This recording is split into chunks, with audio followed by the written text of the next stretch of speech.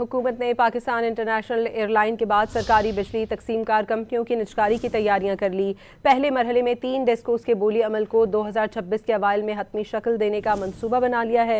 मजीद जानते हैं don news के नुमाइंदे ताहिर शिनानी से। ताहिर, इन कंपनीज की निजकारी का अमल कब से शुरू होगा? जी देखें, पाकिस्तान की जानिब से जो डिस्कोस की निजकारी का प्लान है उससे IMF को भी आगाह किया गया है।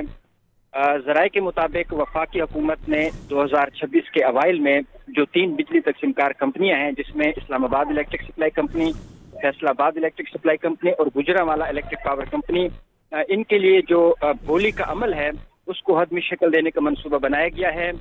क्योंकि प्लान के तहत वफाकी हुकूमत ने 3 सरकारी बिजली तकसीमकार कंपनियों की निजकारी का फैसला किया है और तवक्को की जा रही है कि जनवरी के महीने में हुकूमत पाकिस्तान की जानिब से जो EOI है, एक्सप्रेशन ऑफ इंटरेस्ट, वो जारी कर दिए जाएंगे और उसके बाद जो निजकारी का अमल है उसको आगे बढ़ाया जाएगा।